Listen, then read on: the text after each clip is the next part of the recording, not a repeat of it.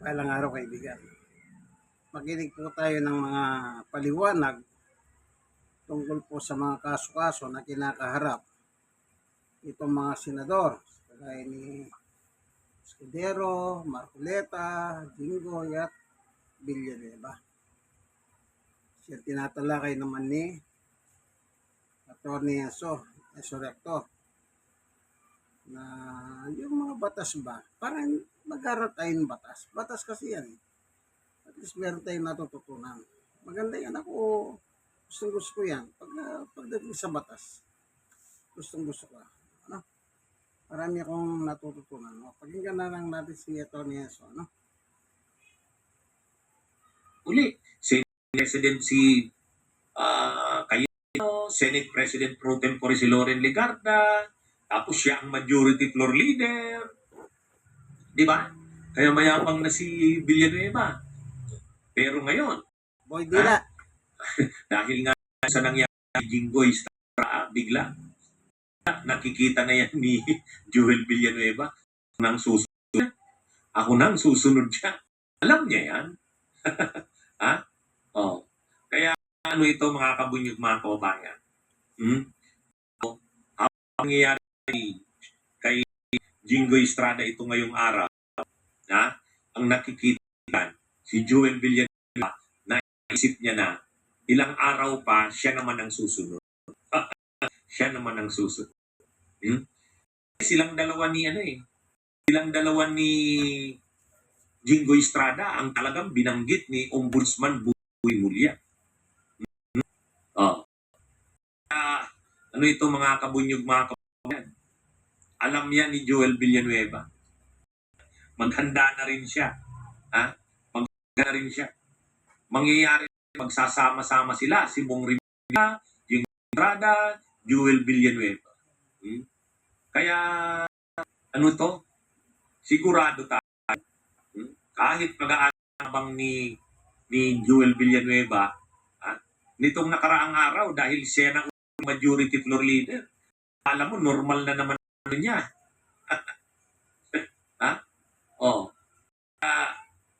Itong mga nagsasabi sa akin, ano daw tayo, sinungaling daw ako, o tingnan nyo daw nakapagpiyansa si Jinggoy. Pinaliwanag ko na kanina, ang kaso ni Jinggoy, mga kabunyog, ang kaso ni Jinggoy, may graft plunder. Yung graft sa division ng Sandigan Bayan na punta sa 2nd Division. Yung plunder na punta sa 5th Division. Ang naglabas pa lang ng warrant of arrest ay ang 2nd Division. Wala pang linalabas na warrant of arrest sa plunder. Yung plunder, ano yun? Yung bailable yun. Yan mga kabunyog, bailable yun. Pag-bail. Pero pag lumabas na yung arrest warrant sa plunder, hindi na siya makakapag-bail. Hindi na siya makakapag-bail. Ganyan din yan si Joel Villanueva. Alam niyang non-bailable ang plunder. Alam niyang non-bailable ang plunder. Si Joel Villanueva, wala pa po, hindi na isasampa sa korte. Tinatapos pa ng ombudsman yung information. Ang tao kasi doon na sa Sandigan, hindi na lang po criminal complaint. Ang tao dyan, information. Hanggang po yan. Yan na yung pinafile o yan na yung sampa sa korte sa Sandigan Bayan. Tapos na daw po mga kapatid. Kaya, abangan na lang natin, sigurado tayo, si Boy Dila, ito si Joel Villanueva. Appliances, your trusted partner for in business. Fujita offers a wide. Nag-commercial kasi.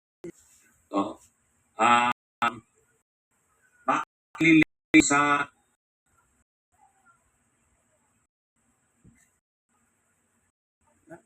kasi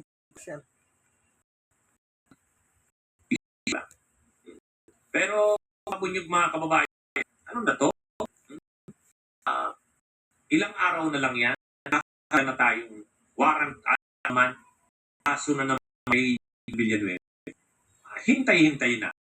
Hintay natin. hintayin natin. Ngayon pa lang, narinig ko na si Joel Villanueva natataranta. Hindi lang Joel Villanueva, mga kapatid, hindi lang yan si Jimmy. Kapag sila may kasong plunder. Kapag sila na may kasong plunder. Si Jing, si Villanueva, si Escudero, si Mark, sila plunder. Kaya senador na may 4 kasong plunder. No? Yan, nakita yung picture. Yung 4 kasong plunder. So, kasi kaso sa ICC, Crimes Against Humanity na Bongo, against humanity rin yun. Pero may plan si ay si Bongo, pero hindi si tungkol sa plan control, hindi tungkol sa control. Saka hindi pa masyadong maabantas ng Bongo. Ang umbantin na sung plunder, ito ang na nakita niyo. Jing, Duel, Escudero, at Marcoleta. Yan yung mga may plunder. Ay ngayon, ang ngayon, nakita, inuha ng warang to si Estrada. Estrada, itong na to na may plunder, tataranta na. Natataranta na. Ano ang mga kaso nilang plunder? Diyan sa sapat na yun na may kasong plunder. Ang tatlo si Jinggoy, Joel Villanueva, at saka si Chis Pero tungkol yan sa flood control. Tungkol sa flood control yan. Joel Villanueva, Jing Kachis. Tungkol sa flood control. Itong si Marcoleta, ibang klaseng plunder. Ang plunder ni Marcoleta tungkol sa yung donation gift sa kanya na binili nila may peso, dalawa pa na 7 million pesos. Kaya hindi flood control si Marcoleta. Pasok pa rin sa plunder kasi 7 million eh. Ang plunder kasi 55 million pataas. Kaya pasok sa plunder. Ngayon, yung stage kaso nila, iba-iba. Jingo Estrada file na. Joel Villanueva ipafile na within 2 weeks. Si Chief Escudero, nasa preliminary investigation. Nasa preliminary investigation. So siguro 1 month pa yan. Tingin mga 1 month pa yan. Mga 1 month pa. Ang Marcoleta, mabilis. Ang una itong Marcoleta, bakit? Ang una yung madali yung ni Marcoleta. Yung mga siya at least laban Marcoleta, nandiyan mismo ang utility laban yung evidence mo kay Marcoleta, naling mismo sa sinabi niya sa public. Kaya mas madali yung Marcoleta kaysa kay Boy, kaysa kay mga kababayan. Kaya, ulitin ko, ang sitwasyon kung iba pang mga may kasong plunder, natataranta na kasi nakikita nila mukhang seriosong administrasyon. Ang mga kaso pa naman nila, lahat plunder. Pag sinabi mo pa ng plunder, walang bail. Walang ngayon, bakit nauuna kay Jinggoy sa Joel Villanueva ay nauna yan na imbestigahan. Nauna yan na imbestigahan. Ito kasing kay Chis Escudero, na yun nahuli yan eh. Pero, tapos na rin yan. Yan kay Chis Escudero, tapos mga within month, tapos na yan sa tingin ko loob ng Sandigan Bayan. Kasi preliminary investigation na yan. Actually, si Chis Escudero, nag-submit na ng counter-affidavit niya. Nabasa ko nga yung sagot niya eh. Pinakasagot ni Chis Escudero, kasi ayon kay Yusef Leonardo, nagbigay ng pera. Actually kay Chis Escudero, 576 million pesos eh. Ang under ni Chis Escudero, 576 million, mga kabunyo. Si Jinggoy, para 573 malalaking amounts. Alam nyo matagal ang pinag-uusapan ng amounts ng plunder ay pinag-uusapan amounts dito sa mga plunder ng mga ito dati 50 million. Dati 50 million. Ngayon ang lalaki na mga Chis Escudero 86 million. 586 million kay Escudero. 586 million. Jinggoy, 573. More than 500 din kay Jinggoy. Ah, oh. Kaya itong mga kabunyog, mga kababayan, si Chis Escudero, 586 million. Kay Jinggoy, parang 573. Bakit nauna yung kay Jinggoy sa Joel Villanueva? Iba kasi ang kay Jinggoy at Joel Villanueva. Doon sila sa Bulacan yung ay alam naman natin, nung nakaan na initigahan sa Bulacan.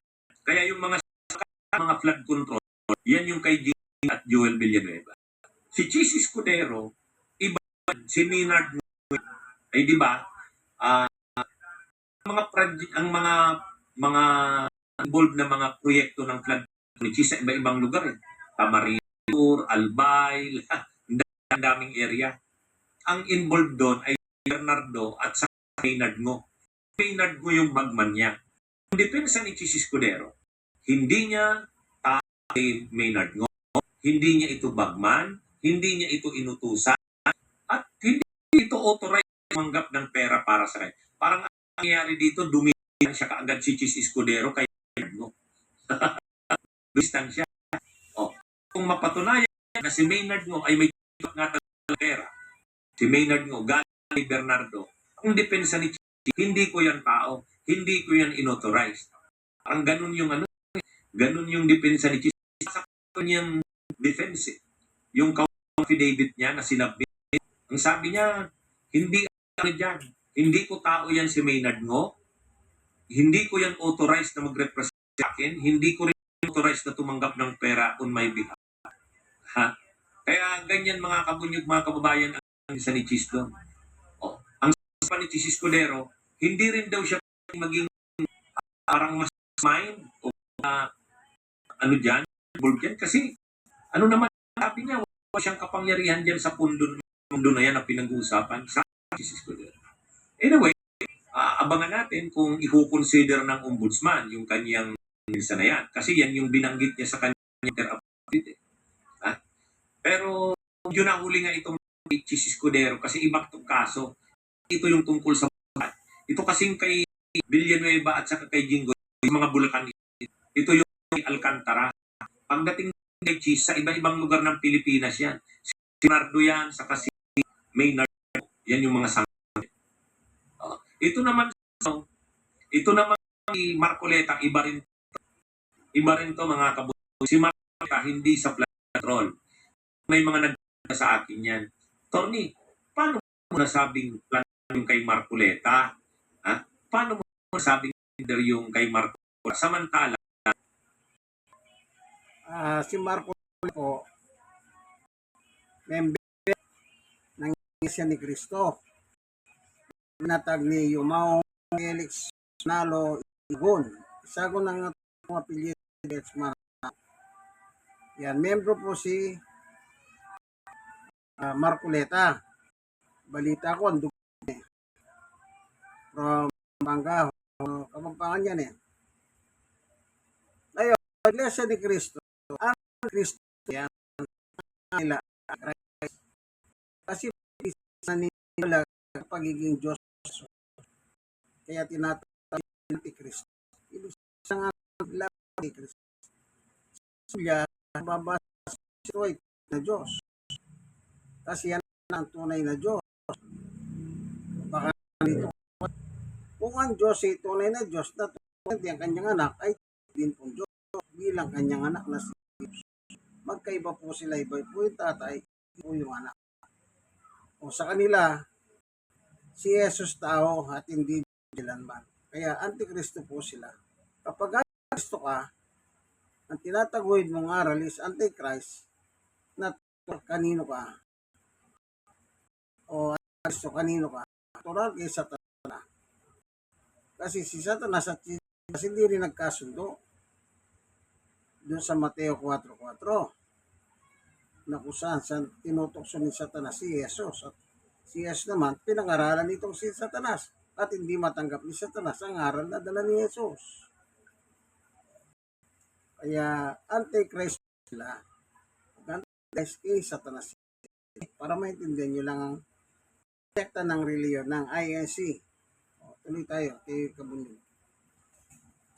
Nagtanong na sa akin yan, Tony, paano mo naman nasabing plunder yung kay Marcoleta? Ha?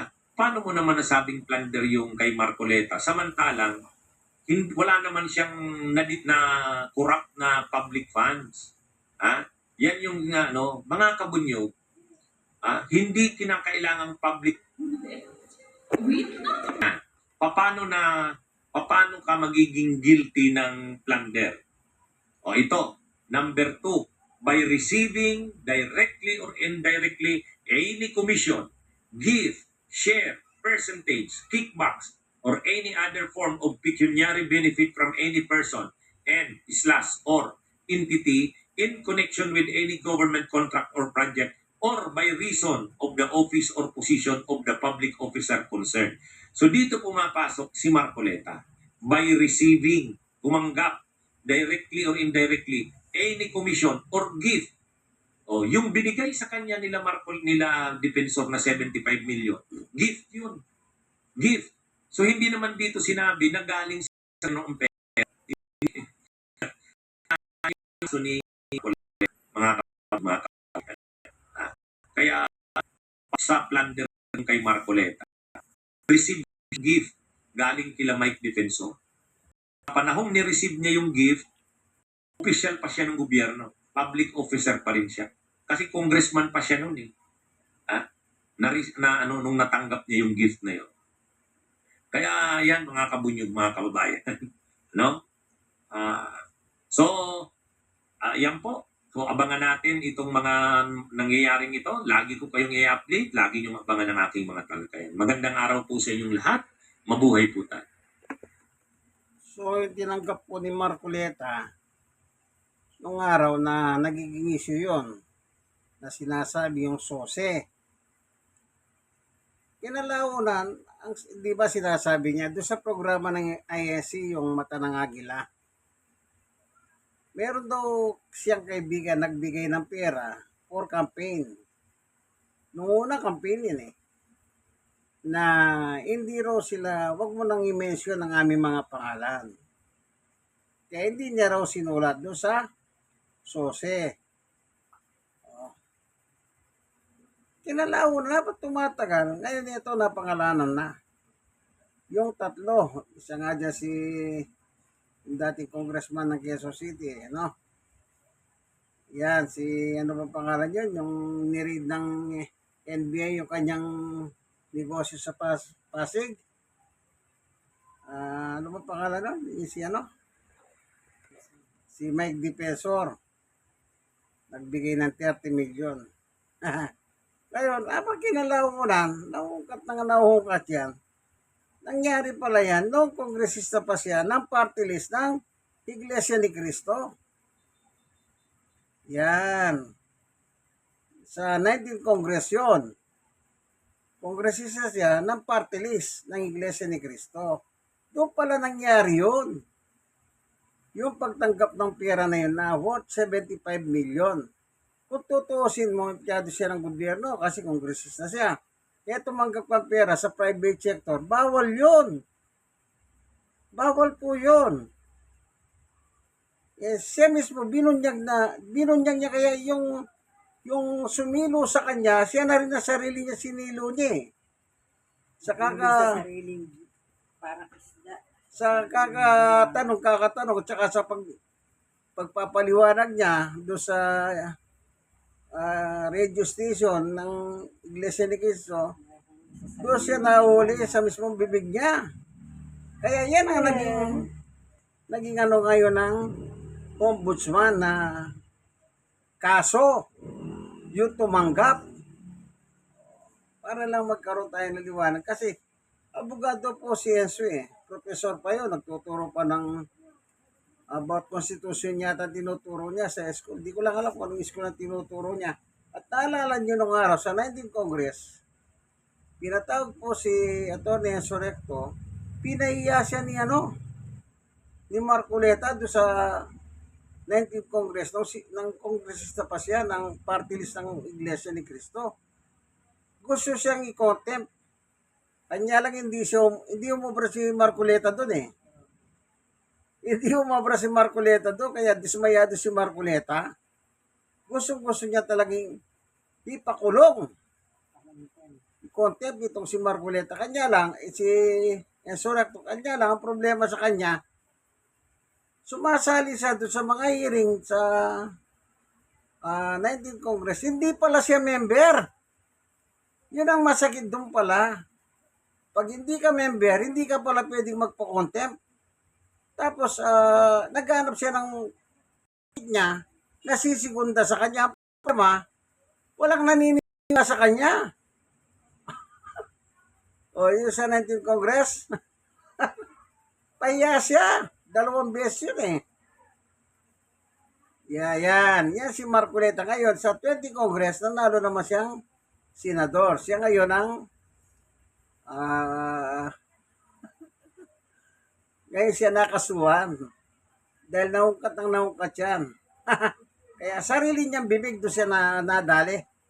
Para kumbaga isda yan na dali ka sa sarili mong bibig yan. Kaya yan, maliwanag di ba yung turo ni Ensorecto? Tama yun, abogado kasi yun eh. Di po, yung lagi po kayo magdadasal. Mahirap na po panahon ngayon. Grabe na po nginit. Ano?